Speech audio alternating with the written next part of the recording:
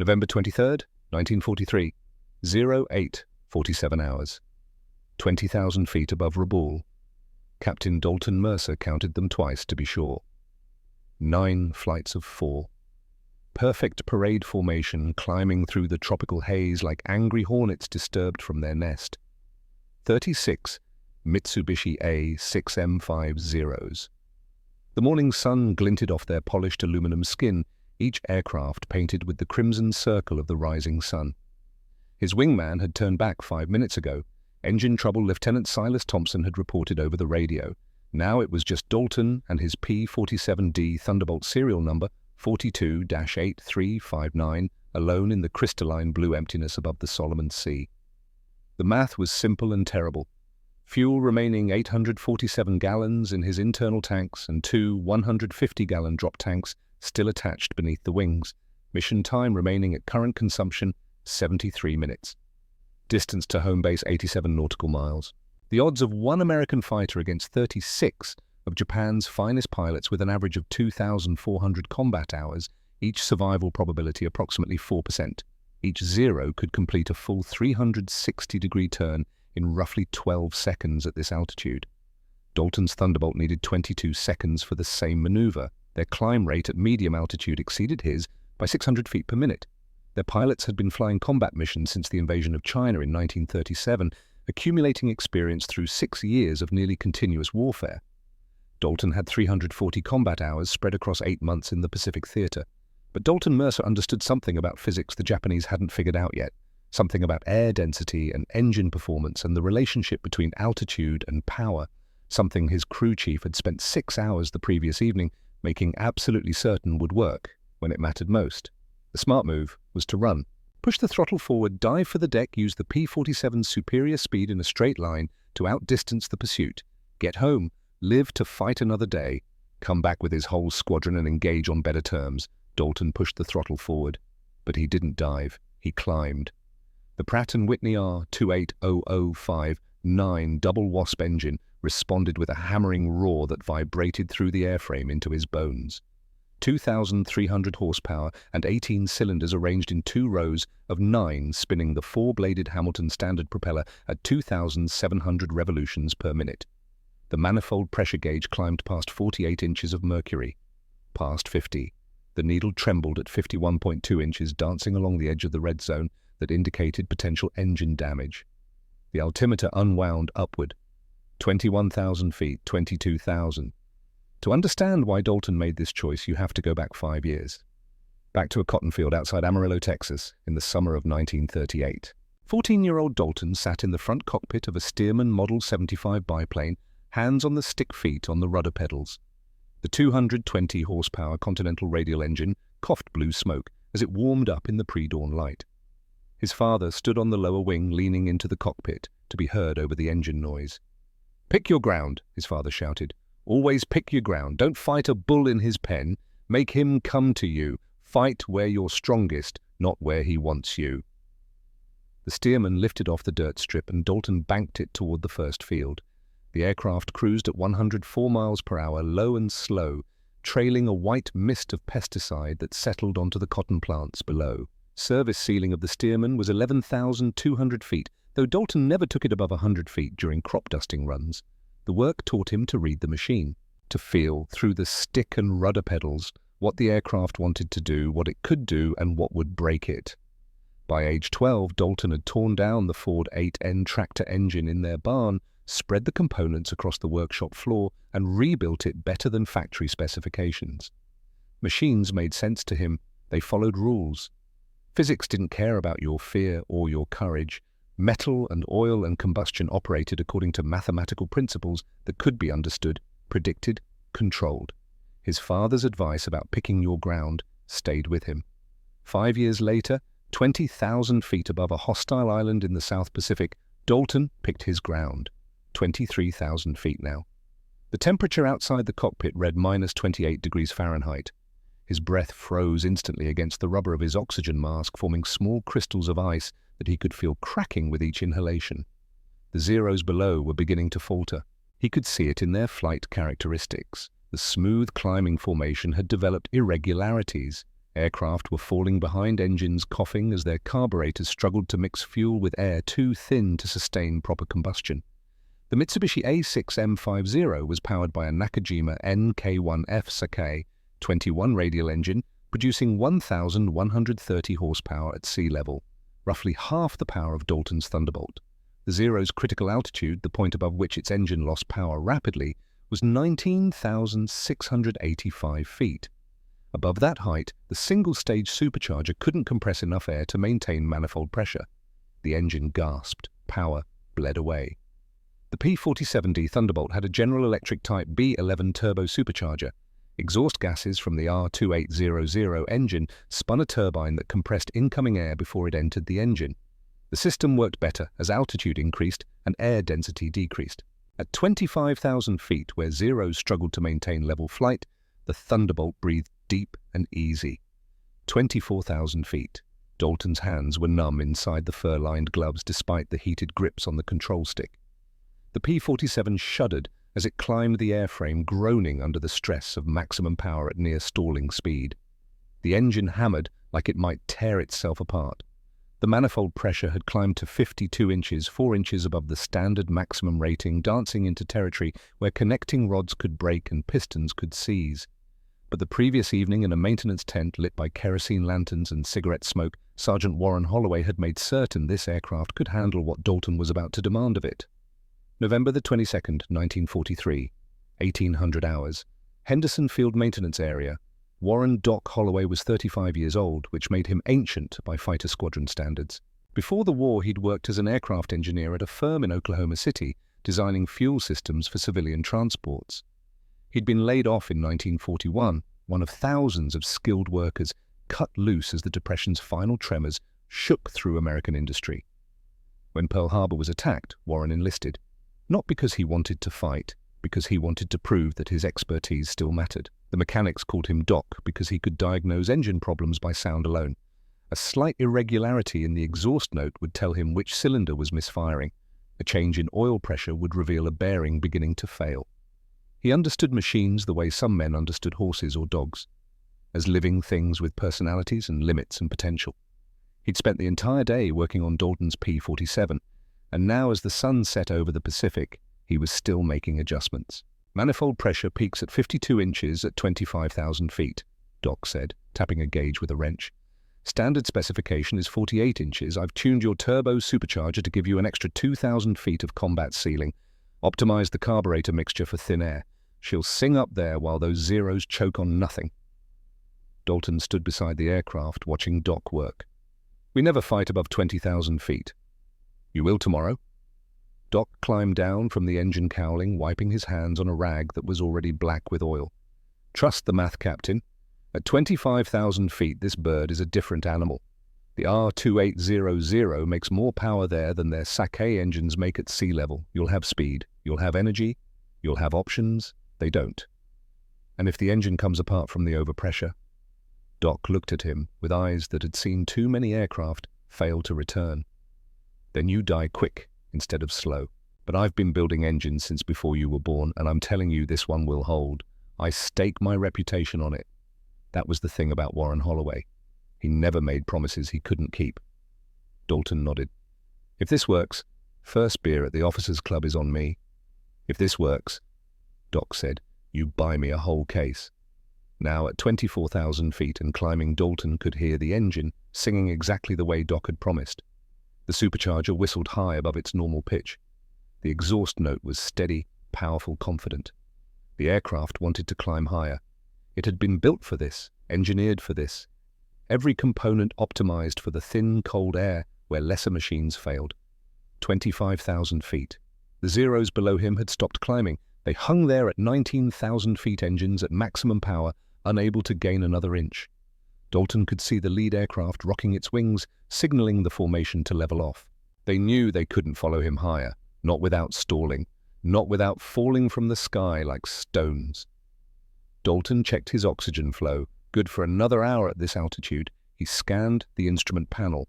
Oil pressure 75 psi normal, cylinder head temperature 238 degrees Celsius, well within limits. Fuel remaining 794 gallons. The mission timeline ran through his head with the precision of a clockwork mechanism. The abandoned Japanese bomber base they'd been assigned to protect lay 15 miles to the south. Intelligence reports indicated the Japanese kept massive fuel dumps there. Aviation gasoline stockpiled to keep their fighters operational for months. Enough fuel to launch 1,000 sorties against American shipping, American bombers, American positions throughout the Solomon Islands. What Dalton didn't know, what he wouldn't know until after the war when classified documents were finally released, was the real mission. November 22nd, 1943, 2100 hours. Colonel Marcus Hargrove's private briefing room. Only 3 men in the room. Colonel Hargrove, his intelligence officer, and Captain Dalton Mercer. The maps on the table showed the standard escort route. The mission brief matched what had been announced to the full squadron earlier that evening. But after the intelligence officer left, Hargrove poured 2 fingers of bourbon into glasses and slid one across the table. "The escort mission is a cover," Hargrove said.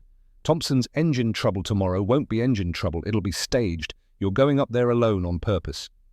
Dalton felt something cold settle in his stomach.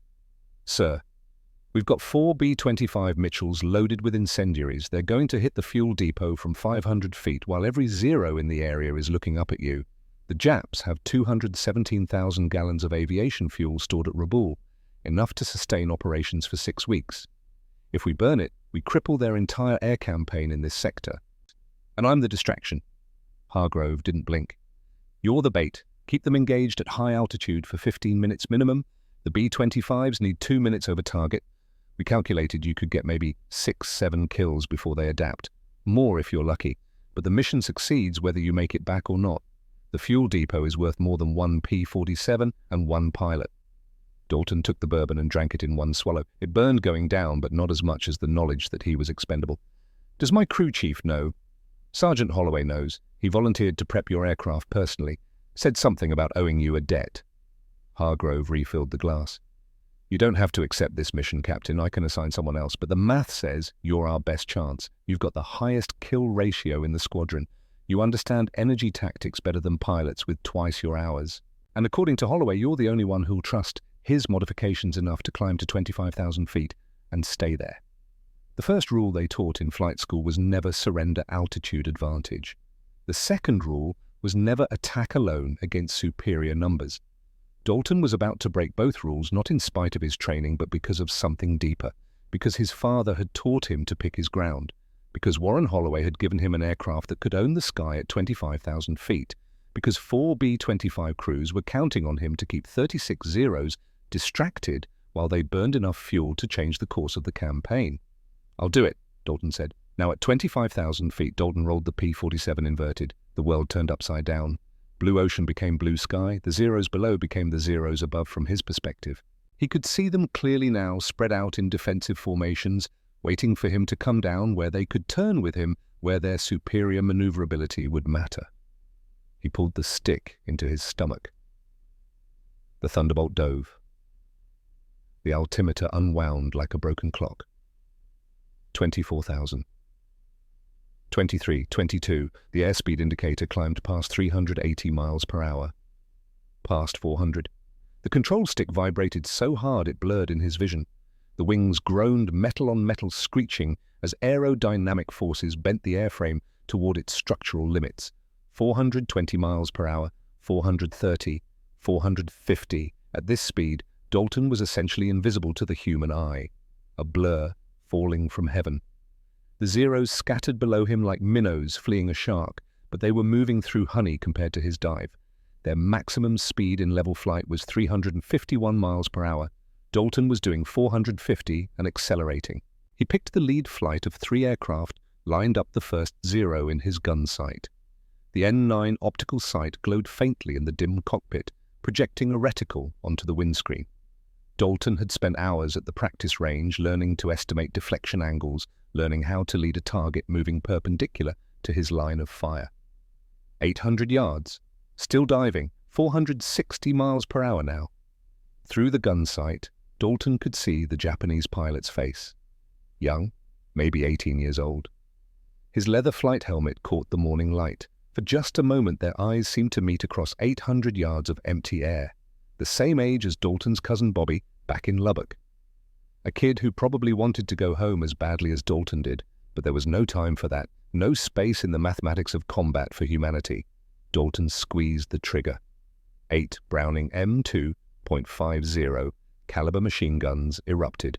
Each gun fired at approximately 800 rounds per minute, which meant the combined firepower delivered roughly 110 rounds per second into a convergence point 300 yards ahead of the aircraft. Dalton's trigger squeeze lasted 2.3 seconds. 254 rounds left the guns, each projectile weighing 1.7 ounces, traveling at 2,900 feet per second. The Zero didn't explode. It didn't catch fire. It simply came apart. The wings separated from the fuselage, first ripped away by aerodynamic forces when the structural spars were cut through. Then the tail assembly broke off. The engine tore free from its mounts and tumbled separately. The pilot, the young man whose face Dalton had seen, simply ceased to exist as a distinct entity.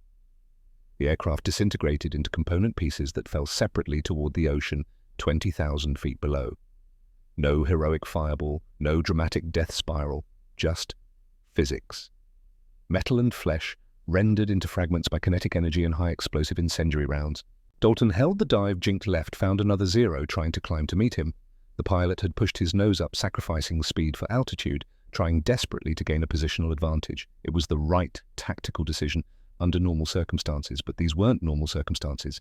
Another burst. 2 seconds. 220 rounds. The second Zero folded in half at the wing root. The metal simply couldn't handle the stress when key structural elements were destroyed. The aircraft crumpled like paper and tumbled toward the ocean, trailing pieces that caught the sun and glittered as they fell. 470 miles per hour. The P-47's wings were groaning now, a high-pitched keen that Dalton could hear even over the engine noise and the rush of wind. The aircraft wanted to tuck, to enter a dive so steep and so fast that recovery would become impossible. The controls felt mushy. Compressed air at this speed created shockwaves that disrupted normal airflow over the control surfaces. Dalton eased back on the stick. 6 Gs of force crushed him into his seat. His vision tunneled. Grey crept in from the edges of his visual field as blood drained away from his brain toward his feet. He grunted, tensing his stomach muscles, forcing blood back to his head with sheer muscular effort. The anti-G technique they'd taught him in training. Tense, hold, breathe, tense again. The Thunderbolt pulled out of the dive at 16,000 feet and transitioned into a zoom climb, trading kinetic energy back into potential energy, speed into altitude. The same physics that had made the dive devastating now carried him back up through the scattered Zero formation like a rocket. 18,000 feet, 19, 20. The Zeros tried to follow. Dalton could see them turning noses, coming up pilots, feeding in full throttle and hauling back on their control sticks. But at this altitude, their engines couldn't deliver enough power. They wallowed, strained. Their climb rate dropped to 400 feet per minute, then 200. Some of them started to stall, noses dropping despite full aft stick warning buffets, shaking the airframes. 23,000 feet. Dalton leveled out and checked his fuel. The combat maneuvering had burned through his reserves faster than normal cruise consumption. He'd expended 52 gallons in 7 minutes of maximum power operations. Fuel remaining 795 gallons. Distance to home base still 87 miles. Time required at cruise speed approximately 87 minutes. Fuel required for 87 minutes at cruise consumption approximately 650 gallons. Margin for error 145 gallons. Roughly 21 minutes of reserve fuel. Not comfortable, but manageable. The Zeros below had regrouped into defensive circles at 15,000 feet. Classic Japanese Luftbury tactics. Each aircraft flew in a circle, protecting the tail of the fighter ahead of it. Anyone who tried to line up on a single Zero would immediately have another Zero line up on him. The formation rotated like a defensive wheel, each plane covering the next. It worked beautifully against American fighters that tried to turn with them. Against the more maneuverable Zeros, sustained turning combat was suicide for a Thunderbolt pilot. But Dalton wasn't going to turn with them. He was going to use the P-47 like a hammer. Pure kinetic energy delivered from altitude. Physics over finesse. He climbed again. 26,000 feet this time. High enough that ice formed on his canopy despite the morning sun. His breath came in sharp gasps despite the oxygen mask. The temperature gauge read -40 degrees Fahrenheit. His fingers had gone completely numb inside the fur-lined gloves. He couldn't feel the stick anymore. Just moved his hands and trusted that the aircraft would respond. Below, Rabaul looked like a child's model. Tiny ships in the harbor. The airfield, A brown smudge against green jungle. Columns of smoke from fires burning somewhere in the town. The whole vast theatre of war reduced to abstract geometry from this height. Dalton picked a different section of the enemy formation, rolled, inverted again. This dive was steeper, faster. The P-47 shuddered and shook like it might come apart. Dalton didn't care. At this speed, he was invisible. A blur falling from heaven. The Zeros tried to scatter, too late. He fired at one, watched it explode fuel tanks, igniting in a ball of orange flame that bloomed and faded in seconds. Shifted aim without conscious thought. Muscle memory from 1,000 hours of practice. Another Zero flamed, spiraling down, trailing black smoke. 4 kills now. 4 young men who'd woken up this morning and eaten breakfast and climbed into their aircraft expecting to defend their base. 4 families who would receive telegrams. 4 empty spaces at dinner tables. The math of war was simple and brutal. Energy plus angle of attack equals victory. But the math of living with it, that was something else entirely. The Japanese pilots were good. Some of the best in the Pacific Theater. They'd been flying combat missions since 1937 in China, accumulating more combat experience than most American pilots would see in their entire careers. They understood tactics. They knew their aircraft's capabilities and limitations. They could execute a 4-plane scissors roll at 200 feet above the ground and come out with an advantage. But they'd grown accustomed to fighting a certain way, rolling scissors turning battles, using their aircraft's agility to dance around heavier American planes. They'd learned these tactics through years of success against Chinese aircraft, British Hurricanes, American P-40S. Dalton wasn't dancing. He was using his P-47 like a sledgehammer. Maximum energy delivered from maximum altitude. Hit and run. Never turn. Never slow down. Never fight in their envelope. His father, back in Texas, had raised cattle. Understood the value of picking your ground. Never fight a bull in his pen, he'd told young Dalton. Make him come to you. Fight where you're strongest. 25,000 feet was Dalton's pen. The Zeros couldn't touch him there. 3rd pass. Dalton varied his approach this time. Came in from the sun. The Zeros were watching for him now, but watching didn't help when your opponent was moving at 500 miles per hour and coming out of the solar glare. He got 2 more clean kills. Both pilots never saw it coming. Their aircraft simply disintegrated around them. One pilot managed to bail out. Dalton watched the parachute bloom white against blue sky. Felt a moment of respect. That took courage, jumping from a burning plane over enemy territory, knowing that if you survived the descent you'd face interrogation, imprisonment, possibly execution. But choosing life anyway. Choosing the chance. The math had shifted. Dalton had killed 6, maybe 7 Zeros. Hard to tell in the chaos if that second aircraft from the previous pass had gone down or merely broken off damaged. But there were still nearly 30 enemy fighters down there, and his fuel gauge was dropping toward the quarter mark. He had enough fuel for 1 more pass. Then he'd have to run for home. The smart move was to leave now, claim victory. 6 confirmed kills in 1 engagement would make him an ace. 5 kills was the threshold. He'd exceeded that in 20 minutes. There would be medals, probably a promotion, certainly a place in the squadron's history. Dalton climbed again. His shoulders ached from fighting the controls. The oxygen mask had frozen to his face, ice crystals forming where his breath met the rubber. 24,000 feet. He could see more Japanese fighters taking off from Rabaul reinforcements scrambling to join the battle. In 10 minutes there would be 50 enemy aircraft in the sky. The radio crackled. Thunder 1, this is Thunder Base. Return to base immediately. Repeat, RTB immediately.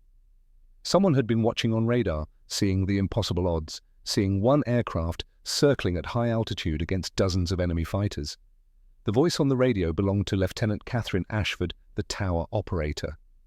Former Kansas teacher, 24 years old, enlisted after her brother was killed at Midway. She had a voice like calm water, steady, unflappable. Dalton ignored the transmission. He'd spotted something the reinforcements hadn't noticed. They were climbing in tight formation, maintaining strict military spacing. Textbook procedure that would get them killed in the next 60 seconds. And that's when Dalton understood the timing. The B-25 bombers were approaching. Right now, the distraction had worked. Every Zero in the area was looking up at him, focused on the lone American fighter that had bloodied their nose. Nobody was watching the deck. Nobody was scanning low altitude for threats. Dalton dove 1 more time, But this wasn't about the fighters anymore. He fired his guns dry at maximum range, 1,200 yards out, not trying to hit anything, just making noise, just sending tracers arcing through the sky, drawing every eye upward. Every zero in the sky turned to track him. 36 aircraft, or what remained of them, plus the fresh reinforcements climbing up, all focused on the P-47 Thunderbolt, diving through their formation at 500 miles per hour. Below, barely visible against the green jungle, 4 B-25 Mitchell bombers emerged from a cloud bank at 500 feet, racing toward the fuel dump at 230 miles per hour, their bomb bay doors already open. Dalton had been the distraction all along. The mission briefing last night had been clear. Keep every Japanese fighter looking up for 15 minutes. The bombers needed just 2 minutes over target. Dalton's zoom climb was sluggish this time. The P-47 had given everything. Oil pressure was dropping. Cylinder head temperature climbing into the red zone. The engine coughed, coughed again. 20,000 feet and struggling for more. The Zeros were climbing harder now, sensing weakness. The closest aircraft was only 2,000 feet below and closing. His engine was still running smooth. He had altitude and energy. In another minute, he'd be in gun range. The fuel dump exploded. Even from 15 miles away, Dalton felt the shock wave. A pillar of fire rose 1,000 feet into the air, black smoke billowing into the tropical sky. Secondary explosions rippled through the base. Ammunition cooking off. More fuel, maybe aircraft on the ground. The column of smoke climbed higher, a monument to destruction visible for 100 miles. 217,000 gallons of aviation gasoline gone. Japanese operations in this sector crippled for weeks. The enemy fighters hesitated, torn between pursuing Dalton and defending their base, but it was too late for either. The damage was done. The B-25s were already racing back toward friendly territory at wave-top height. Dalton turned southeast toward home. The engine was failing now, missing every third piston stroke. Oil streaked his windscreen black against blue sky. 1-0 had stayed with him, single aircraft climbing hard, almost in gun range. Dalton had no ammunition left. He'd expended all 3,400 rounds. The gun bays were empty. He had barely enough fuel to make it home if the engine held together. If the Japanese pilot caught him, there was nothing Dalton could do except try to outrun him. 500 yards, 400, then the Zero's engine quit. Just died. The propeller stopped rotating, frozen in place. The pilot had pushed too hard, climbed too high, demanded more than his aircraft could give in the thin air at 24,500 feet. His carburetor had finally starved. His engine had finally seized. Dalton watched him fall away, the Zero dropping into a flat spin. The pilot recovered at 10,000 feet, but by then Dalton was gone. Limping home in a dying P-47 with no ammunition, little fuel, and an engine that was tearing itself apart. The trip back was the longest hour of his life. The engine seized completely 30 miles from base. No warning, no gradual decline. One moment the Pratt & Whitney R2800 was hammering away at 1,800 RPM, missing every third stroke, but still producing enough power to keep Dalton airborne. The next moment, silence. Complete. Absolute. The kind of silence that fills a cockpit when 2,300 horsepower suddenly becomes 0 horsepower. The propeller stopped rotating. 3,000 pounds of metal engine became 3,000 pounds of dead weight hanging off the front of the airframe. The nose dropped despite Dalton's back pressure on the stick. 18,000 feet of altitude, 30 miles from Henderson Field, no engine, no options, just physics, glide ratio, and the hope that mathematics would be enough one final time. The P-47D Thunderbolt had a glide ratio of approximately 11:1 in ideal conditions. For every 1,000 feet of altitude, the aircraft could glide 11,000 feet horizontally. Simple geometry. Dalton ran the numbers in his head while he trimmed the aircraft for best glide speed. 18,000 feet of altitude equals 198,000 feet of potential glide distance. That converted to 37.5 miles. He needed to cover 30 miles to reach the runway. 30 miles was 158,400 feet. Minimum altitude required 14,400 feet. Current altitude, 18,000 feet. Margin for error, 3,600 feet. Approximately 4 minutes of cushion if he maintained optimal glide speed, and the wind didn't shift. Conclusion possible? Barely. Dalton keyed his radio. Thunder Base, this is Thunder 1. Engine failure, dead stick approach, request straight-in clearance, runway 27. The reply came instantly. Lieutenant Catherine Ashford's voice, calm as lake water, steady as mathematics. Thunder 1 cleared straight in 27. Winds light and variable, altimeter 3012, Distance 28 miles. We have you visual. Catherine had been working the tower since 0600 hours that morning. She'd watched Dalton take off at 0730. She'd tracked his progress on radar as he climbed to 25,000 feet. She'd seen the cluster of contacts that represented 36 Japanese fighters. She'd watched the impossible engagement unfold, one friendly aircraft against overwhelming odds. And now, she was going to talk him home. Thunder 1, altitude 17500, distance 26 miles. Catherine's voice came through the headset. Glide slope good. Recommend heading 135 to intercept final approach course. Dalton adjusted his heading 5 degrees right. The silence was deafening after nearly an hour of engine roar. Only the wind whistling over the damaged airframe. The creak of metal stressed beyond design limits, his own breathing inside the oxygen mask. At 15,000 feet, he pulled off the mask. The air was warm enough now to breathe without supplemental oxygen. His face felt strange. Wrong. He touched his cheek and his glove came away bloody. The oxygen mask had frozen to his skin. When he pulled it off, it had torn away a layer of tissue. Thunder 115,022 miles out, Catherine said. You're high on glide path. Recommend shallow S-turns to bleed altitude. Dalton banked gently, left, then right, zigzagging to lose excess height without sacrificing too much distance. The P-47 responded sluggishly. Without engine power, the hydraulic systems were offline. The flight controls were heavy, requiring significant physical force to move. His shoulders burned from the effort. 12,000 feet, 18 miles out. Through the windscreen streaked with oil and hydraulic fluid, Dalton could see Henderson Field in the distance. The brown scar of the runway cutting through green jungle. Rows of revetments where aircraft sat parked.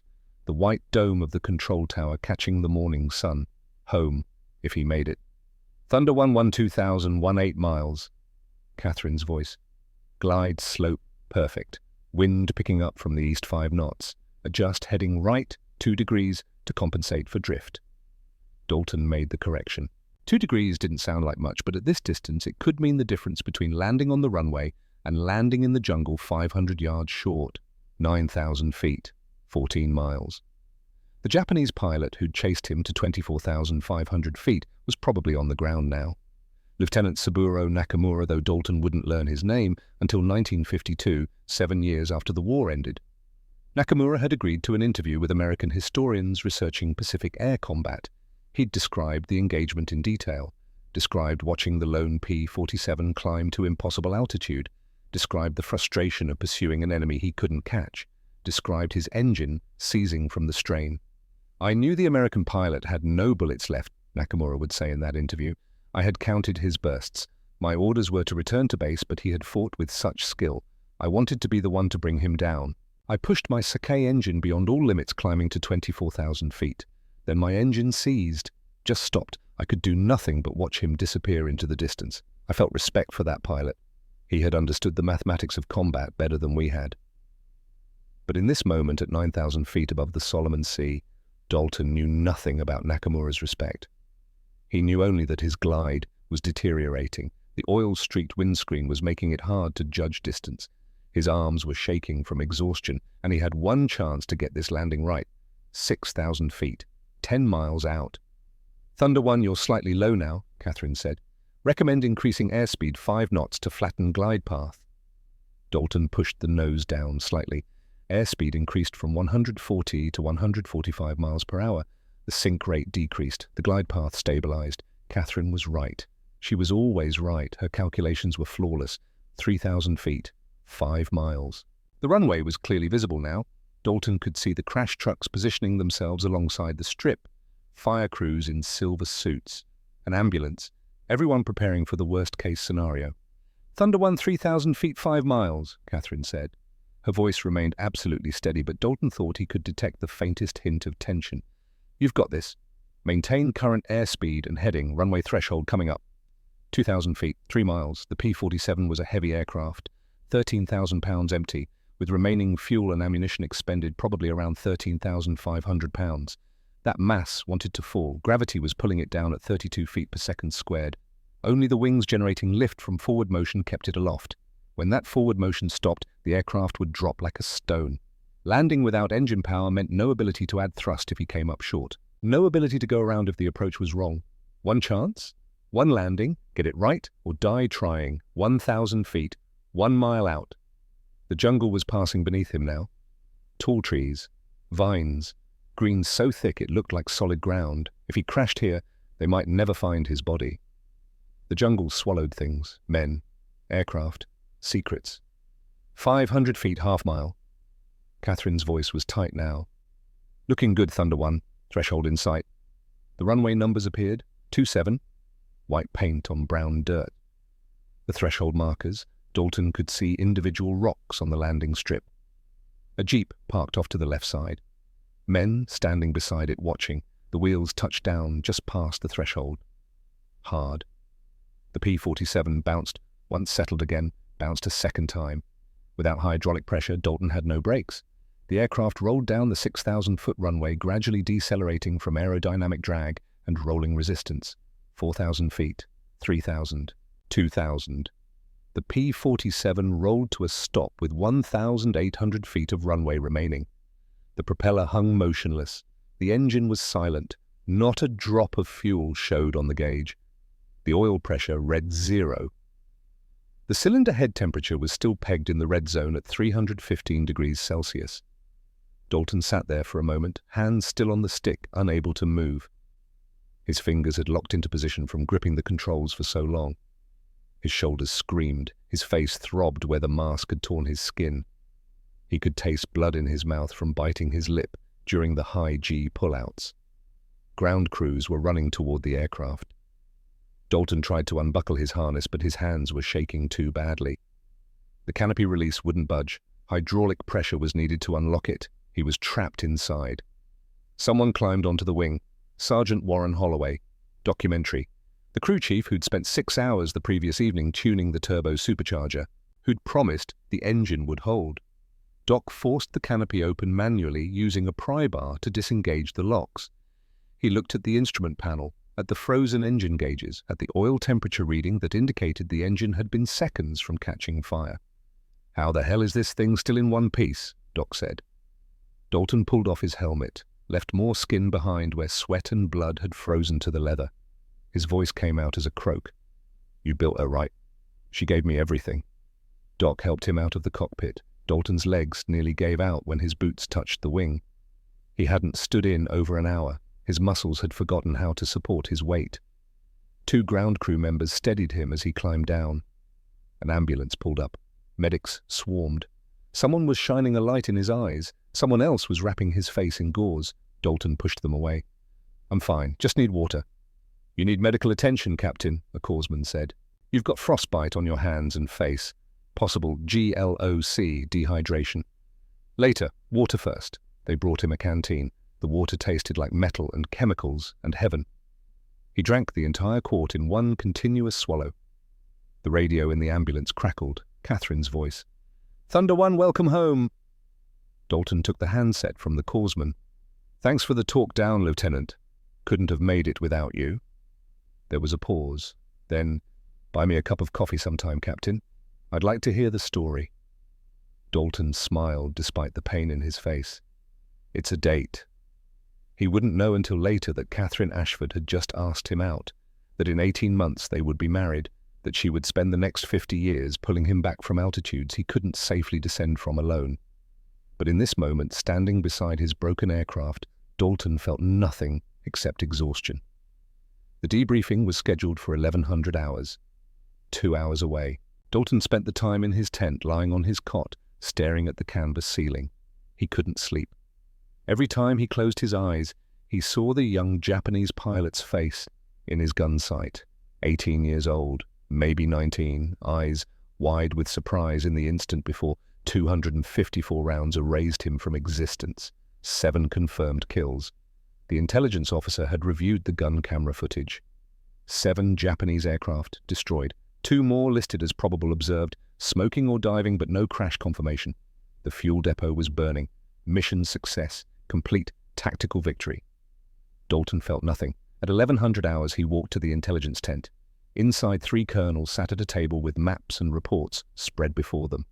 Colonel Marcus Hargrove was there, the operations officer, the intelligence officer. All 3 stood when Dalton entered. "Have a seat, Captain," Hargrove said. Dalton sat. Someone poured him coffee from a pot that had been sitting on a hot plate for too long. It tasted like burnt mud.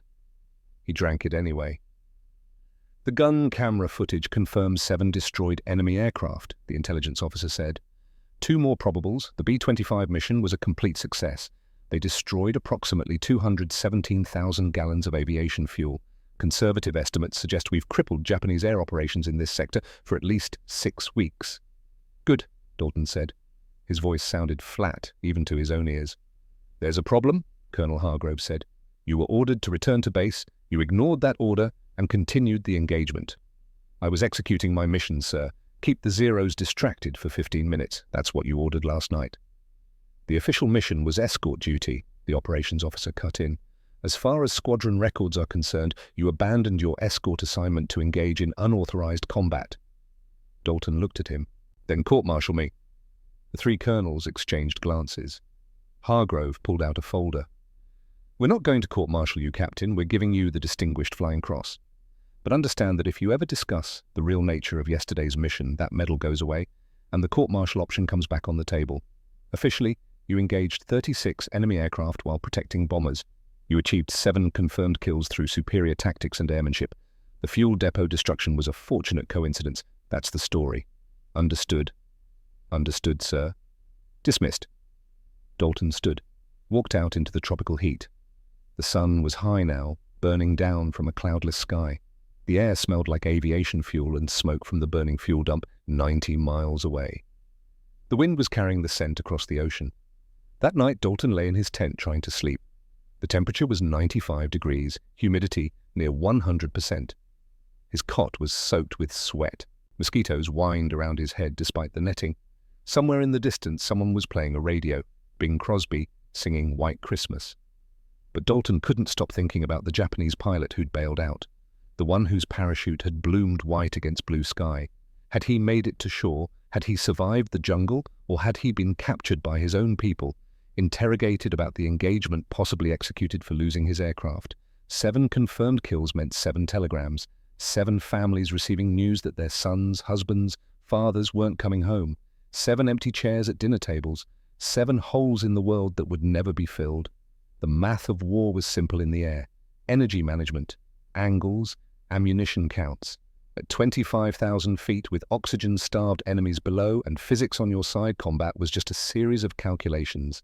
Solve for X. X equals survival. On the ground, the math got complicated. The farm boy in the tent next to Dalton's was writing a letter home by candlelight. Dalton could see the shadow through the canvas. Kid from Iowa, 19 years old, flew his first combat mission 3 days ago and vomited into his oxygen mask from fear. But he was writing home, telling his family he was safe, that the food was good, that he'd made friends. Dalton knew he should write his own family, tell them he was alive, safe for another day. But what could he say?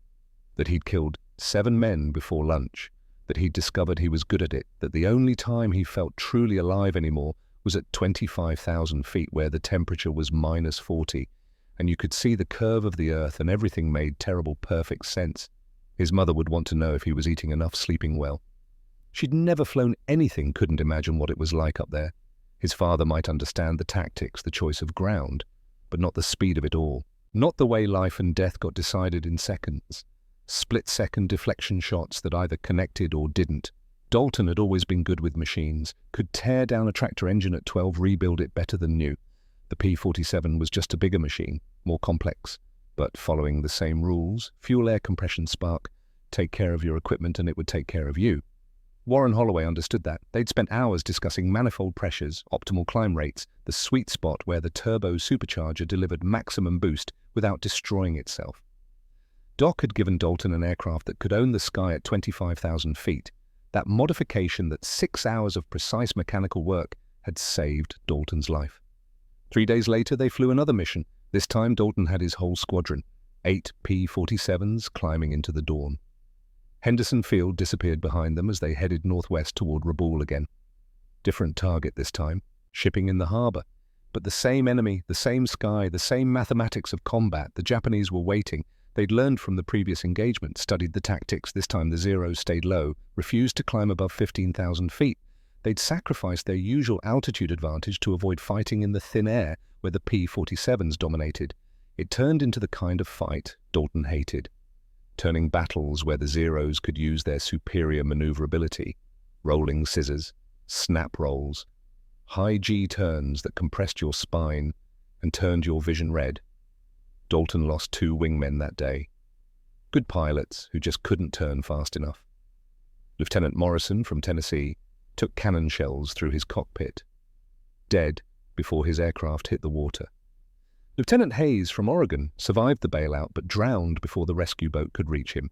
His parachute had tangled around him in the water. 2 empty bunks that night. 2 more letters to write. 2 more families receiving telegrams. The kill board in the ready room got updated. Dalton's name moved to the top. 7 kills became 9. He was an ace now. Someone painted a small rising sun flag on the nose of his P-47 for each victory. The crew chief, a kid from Detroit, wanted to add shark teeth to the engine cowling. Dalton refused. This wasn't about looking fierce. This was about mathematics and survival. The letter arrived a week after that mission.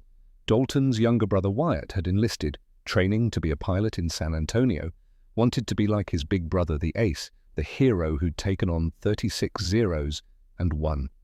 Dalton read the letter sitting on the wing of his P-47, the same aircraft that had nearly killed him.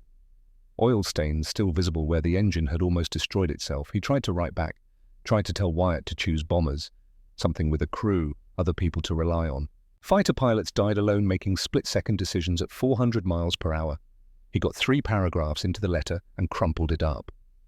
What was the point Wyatt would make his own choices? Find his own way to fight or die. That's what men did in war.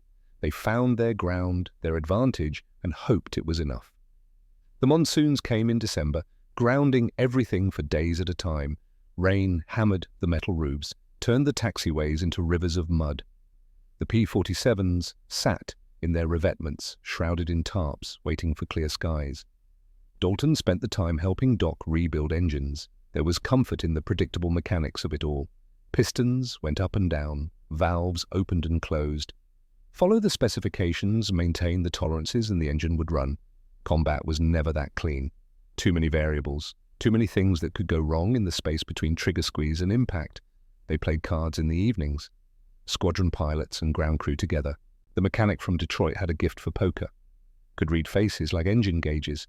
The radio operator from Pennsylvania ran probability calculations in his head. Played the odds. Dalton just played his hand. Won some, lost some. Money didn't mean much out here anyway. You couldn't spend it at 25,000 feet. Christmas came and went. Someone organized a USO show. Bob Hope told jokes. Pretty girls danced in the stifling heat.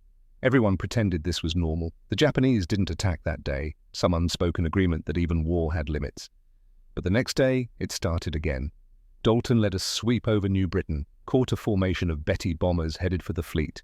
The Zeros were ready this time, stayed high, forced him to fight at 20,000 feet where they could still maneuver effectively. It was harder, scarier.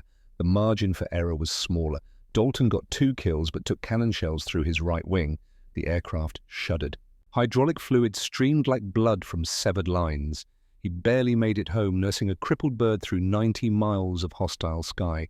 January brought new pilots, replacements fresh from the States. They had 200 hours of flight time and thought they were ready. Dalton tried to teach them altitude was life, speed was life, never turn with a zero. But you couldn't really teach combat. You survived it or you didn't. 3 of the new pilots were dead within a week. The one who lived was different. Lieutenant Elliot Whitmore from Montana, 22 years old, son of a rancher who understood patience, who understood that you didn't rush cattle.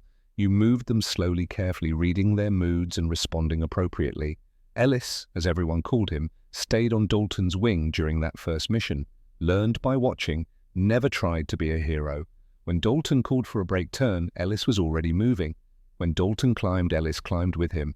Perfect synchronization. In February, when Dalton's guns jammed during a dive attack, Ellis covered him, shot down the Zero that was lining up for the kill. Smooth, professional, no wasted motion. They didn't talk about it afterward. That's what wingmen did. March 1944, Truk Lagoon, the largest American attack of the Pacific War to date. 150 aircraft from 5 carriers converging on Japan's most fortified base in the Central Pacific. Dalton's squadron flew high cover. 30 P-47 Thunderbolts at 25,000 feet weaving protective patterns above the strike packages like silver guardian angels against the tropical blue. Below them, the choreography of destruction unfolded in silence. Dive bombers peeled off in sequence, their descent angles precise as geometry. Torpedo planes skimmed the wave tops, leaving white wakes. Black puffs of anti-aircraft fire bloomed and faded. From 5 miles up, it looked abstract. Beautiful, almost. Ships maneuvering in the lagoon, their wakes creating patterns like brushstrokes on blue canvas. But Dalton knew each black puff could shred aluminum and flesh. Each ship down there carried men who would burn or drown when the bombs found them. War looked clean from altitude. It never was. The Zeros came up at 0920 hours, 36 of them climbing in 3 formations of 12, a different ocean, different target, but the same calculus. Dalton checked his fuel state, checked his ammunition, checked the spacing of his formation. "Thunderflight, this is Thunder-Lead." His voice was steady over the radio. 2 months of combat had taught him to sound calm, even when his heart hammered against his ribs. "Bogies climbing through 15,000, Ellis, you're with me. Maintain altitude advantage. Wait for my call." "Thunder 2, roger." Lieutenant Elliot Whitmore's voice carried the same studied calm. In the 6 weeks since his arrival from Montana, Ellis had absorbed everything Dalton could teach him. More importantly, he'd survived when smarter, more aggressive pilots had died. The Zeros climbed to 18,000 feet and leveled off. They'd learned, figured out that American P-47s owned the thin air above 20,000 feet. This time they were forcing Dalton to come down into their envelope. Fight where they could turn and dance, and use their superior maneuverability to advantage. Dalton didn't take the bait. He climbed higher instead. 27,000 feet. Up where ice crystals formed on his canopy, and each breath required conscious effort despite the oxygen flowing through his mask. Up where the sky turned purple at the edges and you could see the curvature of the earth. "They're waiting us out," Ellis observed over the radio. "Trying to draw us down?" "Let them wait. We've got time. They don't." It was simple fuel mathematics. The Japanese fighters were burning gasoline at maximum power, just maintaining 18,000 feet. Their engines gulped fuel. Meanwhile, the P-47s loitered at optimum cruise altitude where the turbo superchargers worked most efficiently. Low consumption, high endurance. 15 minutes passed. 20. The Zeros began breaking formation. Some descended to conserve fuel. The defensive wheel fractured into smaller groups, then individuals circling uncertainly. "Now," Dalton said. "Thunder 2, follow me down. Northern group, dive and extend. Do not turn with them." "2, roger." Dalton rolled inverted. The world flipped. Ocean became sky. He pulled the stick into his stomach and the altimeter unwound. 26,000, 24, 22. The airspeed indicator climbed past 400 miles per hour, past 450. The control surfaces stiffened as compressed air fought against his inputs. Ellis was with him, slightly behind and to the right, perfectly positioned. They'd flown together enough now that Ellis could anticipate Dalton's moves, read his intentions through subtle changes in flight path. The first Zero never saw them coming. Dalton's deflection shot was pure muscle memory now. Trigger squeeze, the 8.50 caliber guns hammered. The Zero's right wing separated cleanly at the root. The aircraft tumbled, shedding pieces as it fell. Ellis got the second one, a 2-second burst. The Zero's fuel tanks erupted in orange flame that faded quickly to black smoke. The pilot didn't bail out, probably dead before the fire started. They zoomed back to 23,000 feet trading speed for altitude in a smooth climbing turn. The remaining Zeros tried to follow, but their engines couldn't sustain the climb. At 19,000 feet, they stalled out noses, dropping despite full power. Second pass, Dalton got 1, Ellis got 2. They were synchronized now, moving like components of the same machine. When Dalton broke left, Ellis was already there, covering his 6. When Ellis called out a bogey, Dalton was already turning to intercept. The engagement lasted 18 minutes. 7 Zeros destroyed, 4 by Dalton, 3 by Ellis. 0 American losses. The dive bombers below completed their runs unmolested. 3 Japanese carriers burning, 2 light cruisers sinking, the fuel depot on the island sending up a column of smoke visible for 100 miles. That night back at Henderson Field, Ellis found Dalton sitting outside the mess tent. The sun was setting. Orange bled to purple, bled to deep blue. Stars appeared one by one in the darkening sky. The Southern Cross, Orion standing on his head. Ellis sat down without asking permission, pulled a photograph from his flight suit pocket. This is Claire. His voice was quiet. We're getting married after the war, going to run a ranch in Montana, raise cattle, maybe quarter horses. Dalton looked at the photograph. Pretty girl, dark hair, serious eyes. The kind of face that could handle ranch winters and summer droughts. She know what you do out here. She knows I fly fighters. I don't tell her about— Ellis paused, searching for words. About the other part. The killing part. Yeah, Ellis put the photograph away carefully. I threw up after we landed. Doc saw but didn't say anything, just handed me a rag and walked away. First time it felt real. First time I saw the pilot's face before. Ellis stopped, drew a breath. How many now for you? 32 confirmed, maybe 40 counting probables? Dalton lit a cigarette even though he didn't usually smoke. Tonight felt like an exception. You did good up there today. Stayed on my wing. Followed the plan. Didn't try to be a hero. Learned from the best. The best died just as fast as everyone else. They just take more enemy with them. Dalton exhaled smoke into the tropical evening. Somewhere in the jungle, night birds were calling, unfamiliar sounds in an unfamiliar place. You remind me of my brother, Wyatt. He's training to be a pilot in San Antonio. You write him.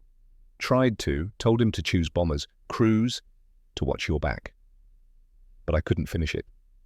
What right do I have to give advice when I'm out here doing this? They sat in silence after that. Two pilots who understood something most people never would. The mathematics of aerial combat. The way death happened in fractions of seconds, the strange intimacy of fighting side by side at 400 miles per hour, trusting someone you barely knew to cover angles you couldn't see. April turned to May. The Japanese adapted faster now, new tactics, better aircraft. The A6M 5C variant appeared with improved superchargers that could maintain power up to 21,000 feet instead of the older model's 19,685. Not enough to match the P-47, but enough to make the fights harder. Closer, more desperate. Dalton lost more squadron mates. The pilot from Kansas who'd talked him through the dead stick landing took cannon shells through his cockpit. Dead instantly. His replacement was a kid from New York who ignored altitude discipline, tried to dogfight at 15,000 feet. Lasted 4 days. After a while, Dalton stopped learning their names, just call signs, easier when they died. Broadway became an empty bunk. Tex became a blood-stained parachute washing up on a beach. Lucky became a smoke column spiraling into the ocean. Only Ellis remained constant, always on the wing, always watching the 6 o'clock position. They developed their own language of subtle movements. A wing waggle meant danger, a climbing turn meant brake now, a wing dip meant follow me, no words needed. May brought heat that made thinking impossible on the ground. Dalton lived for altitude now, the cold clarity of thin air. At 25,000 feet, the temperature was always -40. Perfect. Clear. Your breath froze instantly, but your mind worked with crystalline precision. He could see 100 miles. Watch weather systems develop, see ships' wakes scratched across the ocean's surface like silver threads. His kill count reached 40. The intelligence officers updated the board in the ready room after each mission. Someone had started painting rising sun flags on his P-47's fuselage. Tiny symbols of destruction. Dalton told them to stop, but they kept doing it anyway. Then came June 15th, 1944. Perfect flying weather. Not a cloud anywhere. Visibility unlimited. Dalton led 8 P-47s, escorting 12 B-24's Liberators to Balik Papan oil storage. 120 miles into Japanese-held territory, the mission brief called it low risk. Intelligence expected minimal opposition. The bombers flew at 18,000 feet. Dalton's flight wove above them at 23,000. Standard escort pattern. Everything routine. Ellis flew his right wing. 2 other P-47s covered the left side. 4 more followed in trail. The Zeros came from above. Not climbing from below like every previous engagement. Diving from 30,000 feet. 18 A6M 5C fighters in perfect tactical formation. They must have climbed 50 miles away, circled around, positioned themselves in the sun. Perfect ambush. "Break right," Dalton shouted. "Zeros high, defensive scatter." The P-47 formation exploded, aircraft braking in all directions. The Zeros dove through them like sharks through a bait ball. Cannon shells traced bright lines through the air. One P-47 took hits in the wing root fuel streaming white. Another had its tail shot half away. For the first time in his combat career, Dalton had no altitude advantage. The physics that had kept him alive through 40 kills had just reversed. He was the prey now. He did the only thing that made sense, shoved the throttle to the firewall and pulled into a vertical climb. Maximum power, maximum angle of attack. The P-47 groaned, shuddered. The stall warning horns screamed. But the R2800 engine had 2,300 horsepower and a turbo supercharger that loved thin air. The aircraft climbed. 24,000 feet, 25, 26, 27. The zeros followed. But at 26,000 feet, Dalton could hear their engines changing tone even over his own engine roar.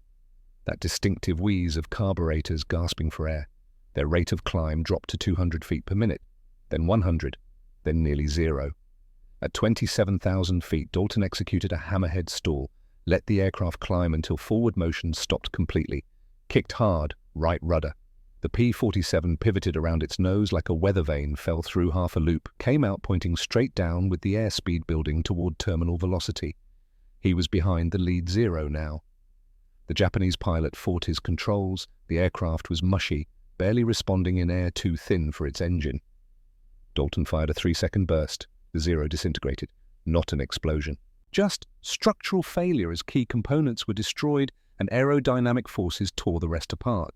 But there were 17 more zeros and Dalton's tactical advantage had evaporated. No altitude to trade, no energy cushion. This was going to be a knife fight in thin air. Ellis saved him. His wingman came up from below at maximum climb, guns blazing, scattered the 4 zeros converging on Dalton's tail, gave him 3 seconds to extend and separate, 3 seconds to rebuild energy, 3 seconds that meant the difference between living and dying. The fight lasted 20 minutes, the longest sustained combat of Dalton's life.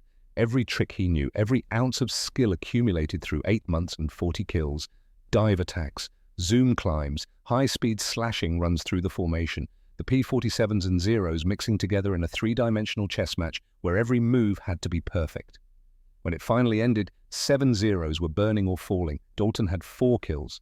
Ellis had 3, but the price was written in white smoke streaming from Ellis's engine cowling. "Thunderlead, this is Thunder 2. Ellis's voice was tight, controlled, but Dalton could hear the fear underneath like a bass note. Oil pressure dropping, 60 psi, now 50, 45. Dalton pulled alongside Ellis's aircraft, could see the oil pressure gauge through the canopy, watched the needle falling. "Stay with me, 100 miles to base, we can make it. 35 psi, 30.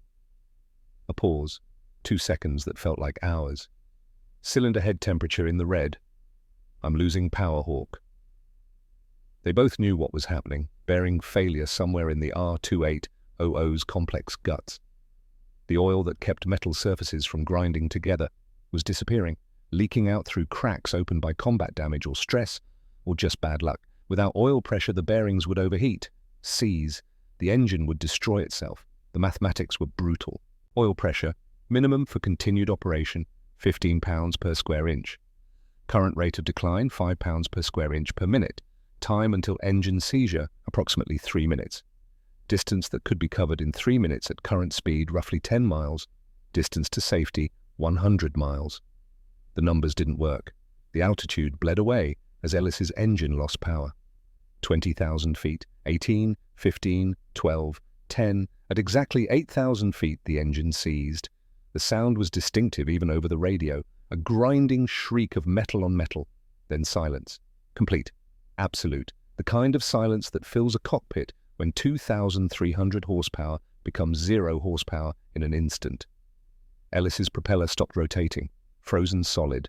The P-47 became a 13,000-pound glider with the aerodynamic efficiency of a brick. "I'm going to try for the coast," Ellis said. His voice was steady now, resigned. The fear had burned away, leaving only professional calm. "Maybe find a beach." "I'm staying with you." "You don't have fuel to stay, Hawk. You burned half your reserve in that fight. Go home." "I'm staying." The P-47 glided well for such a heavy aircraft, but physics was unforgiving. Best glide speed, 140 miles per hour. Sink rate, approximately 1,000 feet per minute. From 8,000 feet, Ellis had 8 minutes of controlled flight remaining. The coast was 6 minutes away. It should have been enough. But Ellis's canopy was jammed. Combat damage had bent the frame. He tried forcing it open manually, used all his strength. The canopy moved 3 inches and stuck. Not enough room to squeeze through even if he wanted to bail out. 7,000 feet. 5,000, 3,000. The jungle below was solid green. No clearings, no roads, just trees and vines, and death if he crashed there. Then Ellis saw it, a crescent of white sand between jungle and ocean, maybe 300 yards long. It would have to be enough. "I'm going in," Ellis said. "Tell Claire I love her. Tell her I was thinking about Montana when it happened." "You'll tell her yourself when we get you out." "Sure, Hawk, sure." Ellis lined up on the beach, lowered his landing gear using the emergency extension system. The wheels came down and locked with 3 metallic thumps Dalton could hear over the radio. "Thanks for teaching me. Thanks for keeping me alive this long." "You kept yourself alive. You're a damn good pilot, Ellis." Was. Past tense. Ellis flew the approach perfectly, proper airspeed, proper glide slope, flared at exactly the right moment 20 feet above the sand. The P-47 touched down wheels first, bounced once, the landing gear stressed beyond design limits collapsed. The aircraft skidded forward on its belly, throwing up a rooster tail of white sand that caught the afternoon sun. It came to rest 50 yards from the tree line, intact, survivable. Ellis climbed out of the cockpit, stood on the wing, looked up at Dalton circling overhead at 2,000 feet, waved once, a simple gesture, acknowledgement, farewell. Then he jumped down and ran for the jungle. Dalton circled the beach for 5 minutes, burning fuel he couldn't afford. But he couldn't leave, couldn't abandon his wingman. He marked the GPS coordinates as precisely as 1944 technology allowed, called it into base, requested immediate submarine rescue. But all his ammunition was gone, all 3,400 rounds expended during the engagement. He couldn't strafe the area to keep Japanese patrols away, couldn't provide cover, couldn't do anything except watch Ellis's P-47 sitting there on the sand like a gravestone. "Thunderlead, this is Thunder Base." Catherine Ashford's voice came through his headset, calm, steady, but with an edge he'd never heard before. "Your fuel state is critical. You need to return immediately or you won't make it home." Dalton checked his gauge, fuel remaining 140 gallons, distance to base 94 nautical miles, required fuel at cruise consumption 135 gallons. Reserve margin 5 gallons, he was already flying on fumes.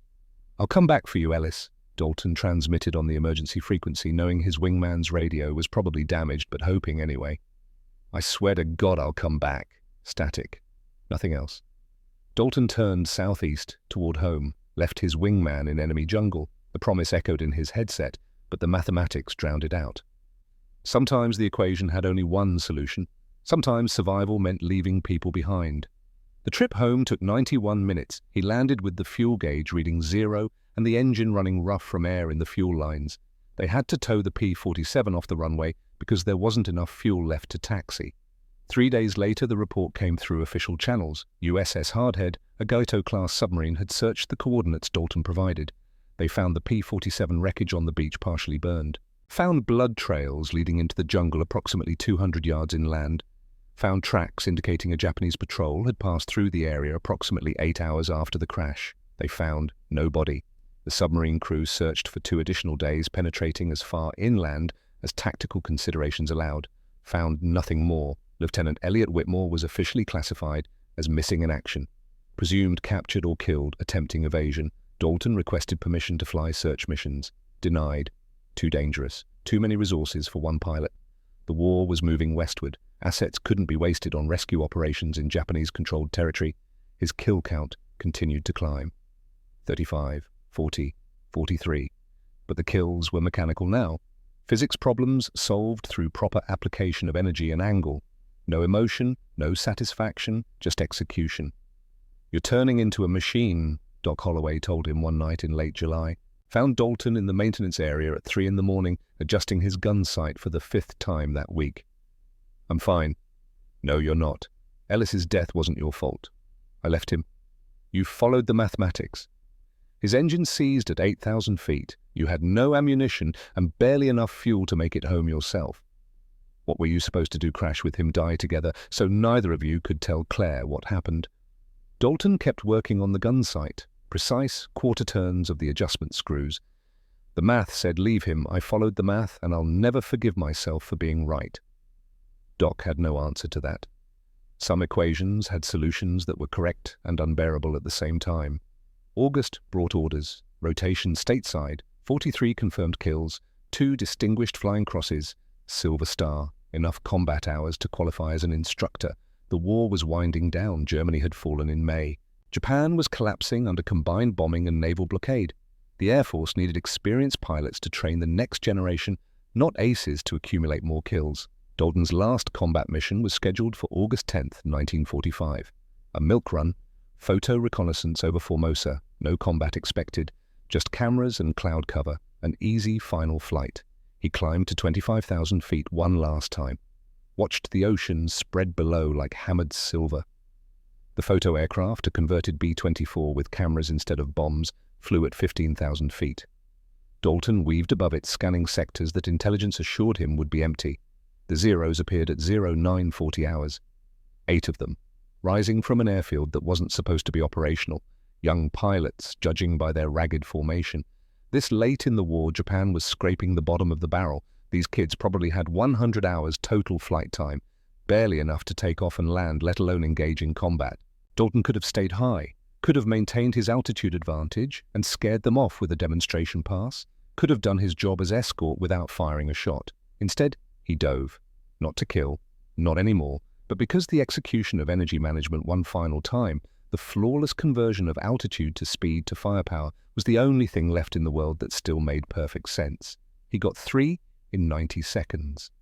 Textbook deflection shots. The gun sight adjustments he'd spent weeks perfecting proved their worth. Each burst was economical, 2 seconds maximum. Each zero fell in the prescribed manner, wings separating or fuel tanks igniting or pilots bailing out. The remaining 5 zeros scattered, fled back toward their base, trailing smoke or fear or both. Dalton could have pursued, could have increased his final tally to 48 or 49 kills, but he let them go. The war was almost over. Let them live to see the peace. 5 days later, on August the 15th, 1945, Japan surrendered.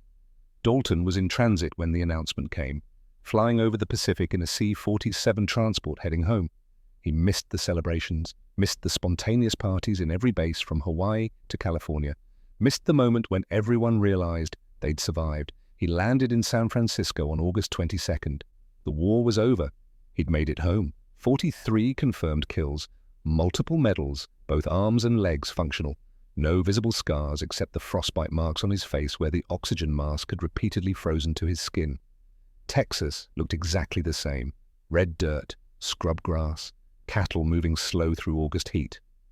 His parents had aged 10 years in the 2 years he'd been gone. His father's hair had gone completely white. His mother's hands shook when she hugged him. His brother Wyatt was still in the Pacific, flying B-29 bombers, never saw combat before the surrender. Would come home in September with stories about mechanical problems and long flights, but no stories about killing.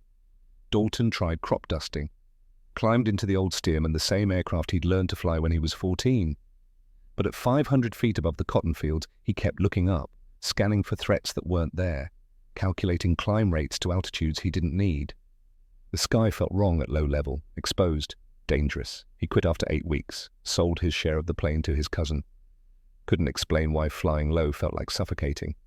The nightmares started in September, not combat dreams. Those he could handle, those made sense. Zeros diving, tracers arcing, engine failures, wake up sweating but understanding what the dream meant. These were different. Dreams where Ellis walked out of the jungle, clothes torn, face gaunt, asking one simple question: why didn't you come back for me? Dreams where he sat at a table with Japanese families, mothers showing him photographs of sons who looked like the pilot he'd killed first, the 18-year-old whose face he'd seen through the gun sight for half a second before pulling the trigger. Dreams where he climbed forever. 25,000 feet, 30, 40, 50, never finding the top, never finding the altitude where everything made sense again. Just climbing through thinner and thinner air until he couldn't breathe and woke up gasping. He slept 2, maybe 3 hours a night. Lost 20 pounds. His mother asked if he was sick. His father asked about his plans.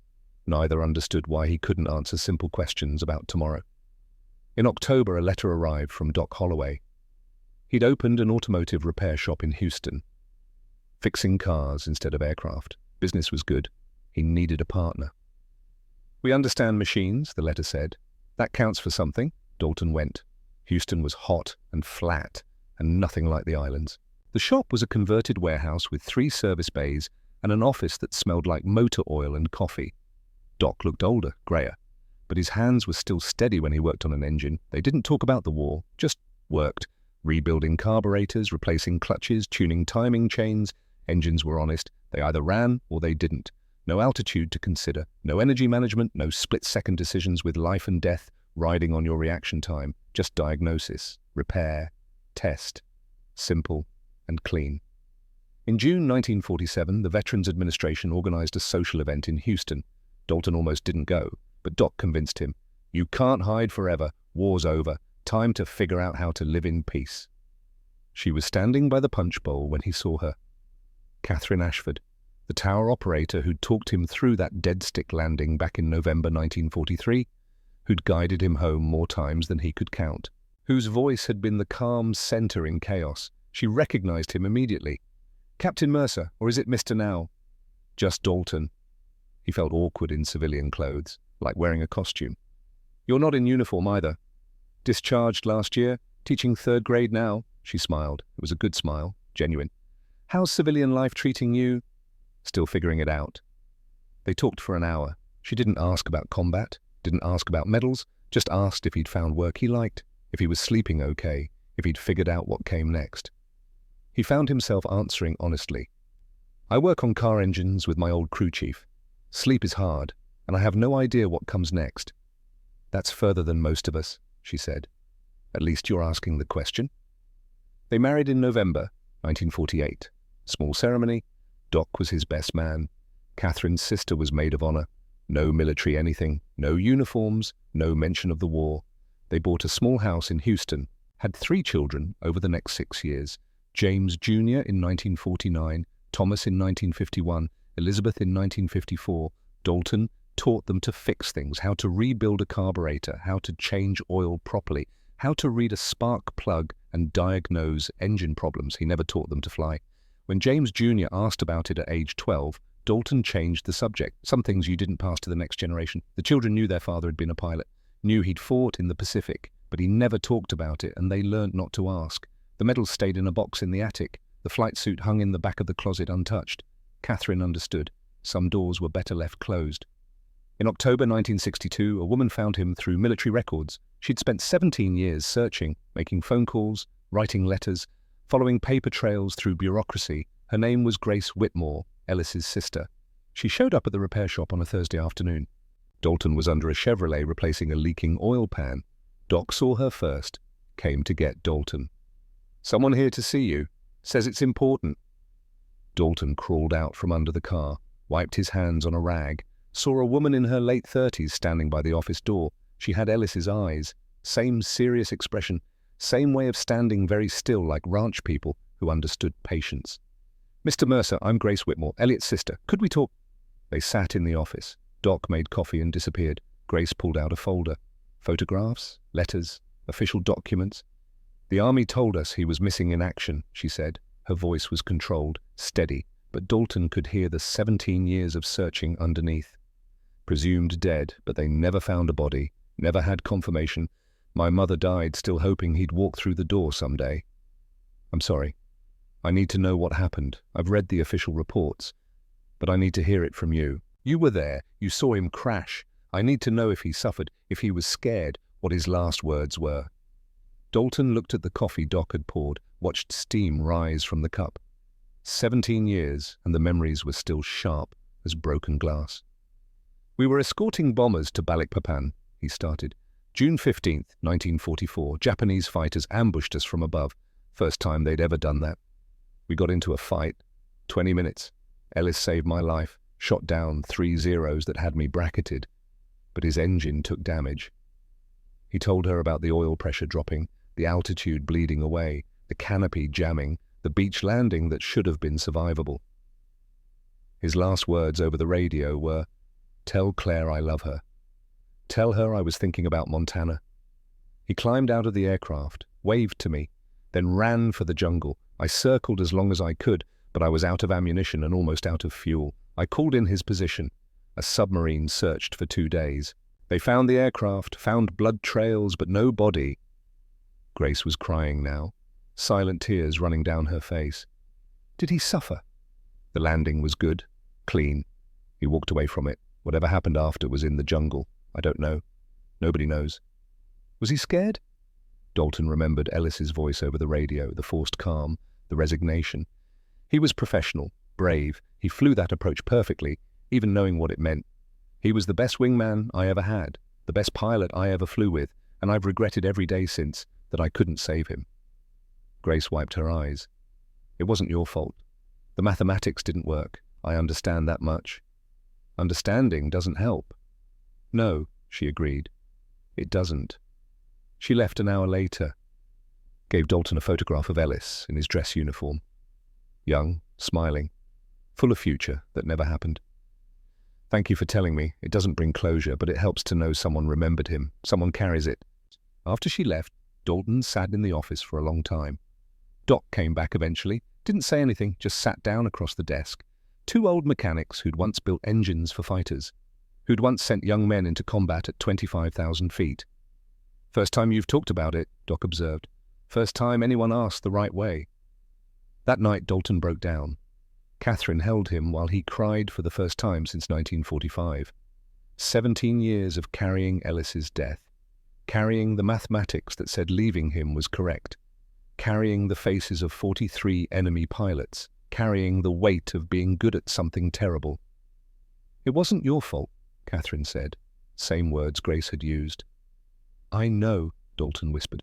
I've always known. The fuel math was clear. The engine seized at 8,000 feet. I had no ammunition and barely enough fuel to make it home. Staying would have just killed us both. I made the right decision. Then why? Because being right doesn't make it hurt less. Because I followed the mathematics. And my wingman died alone in a jungle because I promised I'd come back. And I never did. The math was correct. And I'll never forgive myself for it. Catherine had no answer. Some wounds didn't heal. You just learned to carry them. The years passed. The children grew up. James Jr. became an engineer. Thomas became a teacher. Elizabeth became a nurse. None of them went into aviation. Dalton never pushed it. Some legacies ended. In 1971, Doc died. Lung cancer from 40 years of cigarettes. Dalton spoke at the funeral.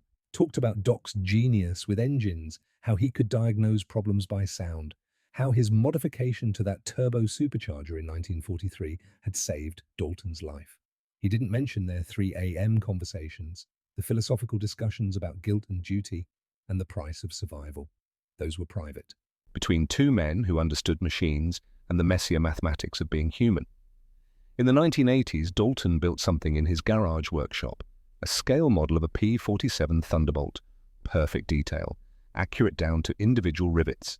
But he modified it, removed all the guns, filled the ammunition bays with tiny birds he carved from balsa wood, painted them in flight, wings spread, free. On the base he wrote, "What it should have been." Catherine found him working on it one night.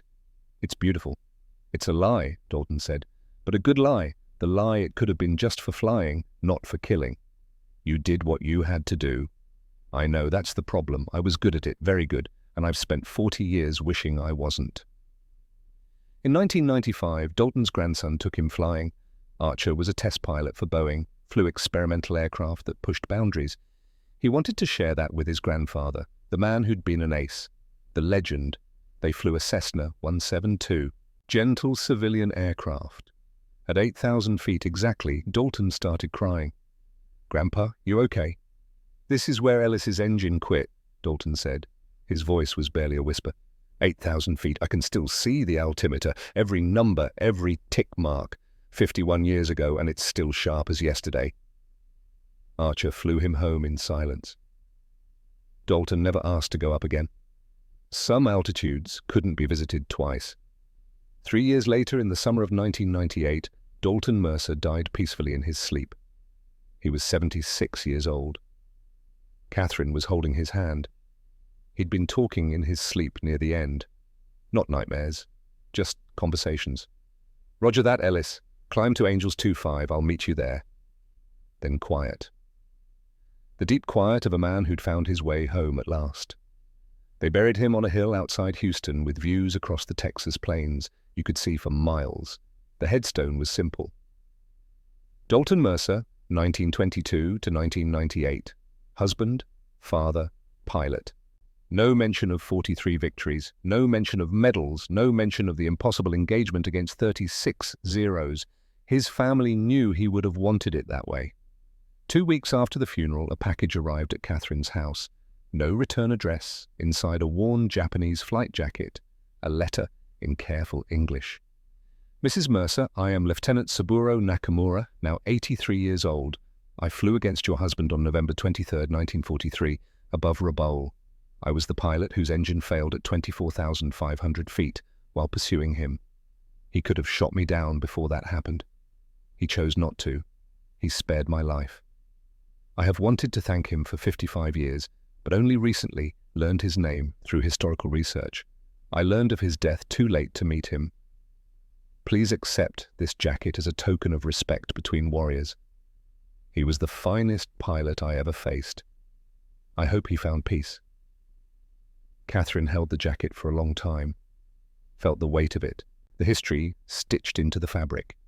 Then she drove to the museum where Dalton's P-47 was displayed, serial number 42-8359, restored to perfect condition. She draped Nakamura's flight jacket over the railing beside the aircraft, left it there without explanation. The museum staff, confused, tried to remove it. Catherine told them firmly to leave it. 2 pilots fought each other at 25,000 feet. Both lived, both carried the weight for 55 years. Let them rest together now. The jacket remains there today.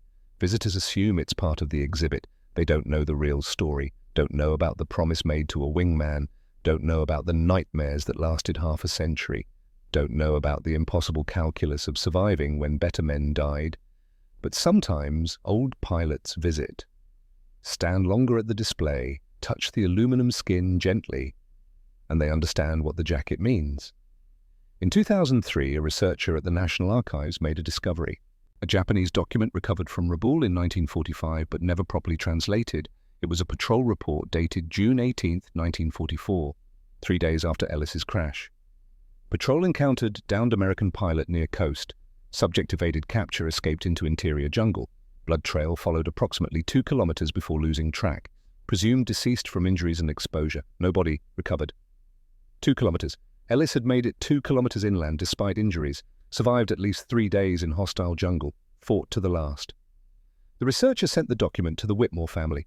Grace was 81 by then. She called Catherine to share the news. He didn't die in the crash, Grace said. Her voice shook. He survived. He fought. He tried to make it. Dalton would have wanted to know that, Catherine said. He carried the guilt of leaving him. But Ellis was a fighter, just like Dalton always said. That night, Catherine went to Dalton's grave on the hill, brought the translated document, read it aloud to the headstone. He survived the crash, Dalton. Fought for 3 days. You taught him well. You kept him alive as long as anyone could have. The rest wasn't your fault. The mathematics weren't wrong. They never were. The wind blew across the plains, warm Texas wind carrying the smell of summer grass. Catherine stood there until sunset painted the sky orange and purple, the same colors Dalton used to watch from Henderson Field between missions. You can rest now, she whispered. Both of you can rest. Years later, Archer stood in the museum looking at his grandfather's P-47, at the Japanese jacket draped beside it, at the carefully painted rising sun flags on the fuselage. 43 tiny symbols of victory, 43 individual stories of men who didn't come home, a school group clustered around the aircraft. The teacher explained the statistics. 1 pilot against 36 enemies. 7 confirmed kills in a single engagement. Distinguished Flying Cross, Silver Star. The children asked if he was a hero. The teacher said yes. Archer didn't correct her. But he thought about the logbook in his Boeing office, about the final entry written in shaky handwriting, about the Model P-47 in his grandmother's garage with birds instead of bullets in the ammunition bays. The math of war is simple. Energy plus angle equals victory. The math of living with it is impossible. Heroes, Archer thought, were just people who climbed to altitude and did what physics demanded. The real courage was spending the next 50 years learning how to descend. learning how to breathe thick air again, learning that some equations couldn't be solved, only carried. His grandfather had climbed to 25,000 feet on a November morning in 1943, found perfect clarity in frozen air, made the mathematics work when they shouldn't have, and spent the rest of his life trying to find his way back down to ground level. He never quite made it. But in the end, perhaps that was the point. The best pilots weren't the ones who never crashed. They were the ones who kept flying anyway, carrying their ghosts through thick air and thin until the fuel finally ran out. And then finally, mercifully, they found the altitude where wingmen waited, where the math was simple again, where it was always minus 40 degrees and crystalline clear, where angels flew at 25,000, where Dalton Mercer and Ellis Whitmore circled still formation perfect, neither one alone.